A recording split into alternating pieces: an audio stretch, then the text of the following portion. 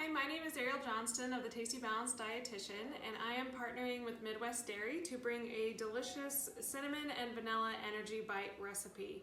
So kids, this is one that you can do at home by yourself. Really simple. It's going to be a great one to take to school, maybe have after school before practice or in classes, maybe sitting in front of the computer or something like that.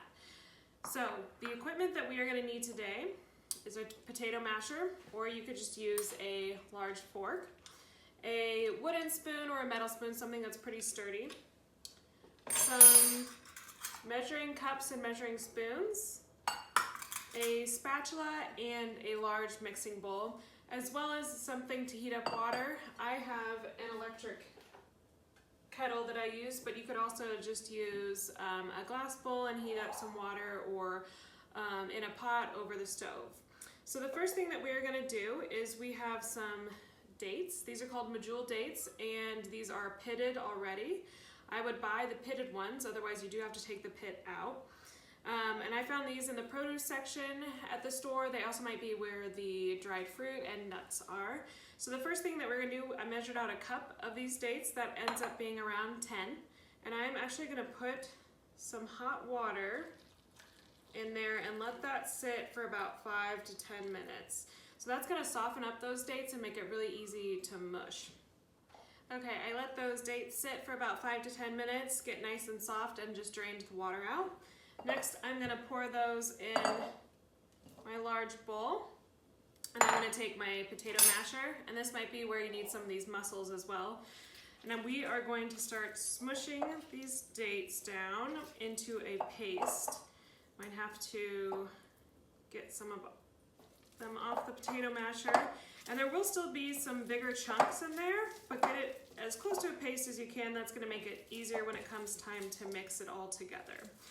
So I'm going to mush those down, and like I said, there'll still be some bigger chunks in there, but it's going to start resembling something like that. So then I'm going to take all the dates off of my potato masher, and we'll start adding our other ingredients. Okay, so I've got my dates mixed up into a pretty good paste. The next thing that I'm going to add is going to be a cup of shredded coconut flakes, and these are going to be unsweetened.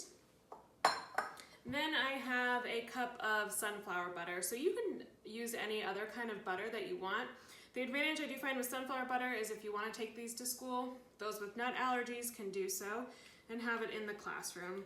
But you could use something like peanut butter, almond butter, cashew butter even, maybe testing different ones out, see which flavors you like best. So I've added that in there using my spatula to get all the sides out. The next thing that I'm going to add is going to be a 1/3 cup of vanilla whey protein powder.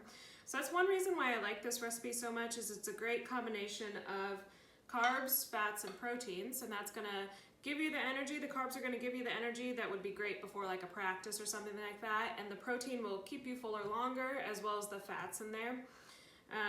And the fats, actually, another good source of fat besides the sunflower butter is these chia seeds, which are pretty fun.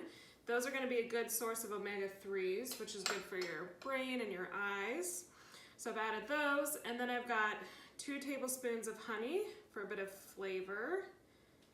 And that's also going to be a good source of carbs, so again, perfect for before practice. And then for a little bit of flavoring, I've got a teaspoon of cinnamon and a teaspoon of nutmeg. So we got some good fall flavors in there.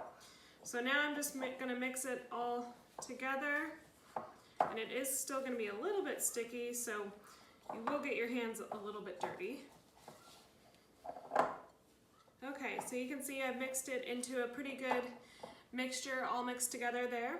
The next thing I'm going to do is I'm going to take some extra chia seeds that I have, and I am going to make these into a ball, probably about 2 tablespoon size, or maybe about the size of a ping pong ball.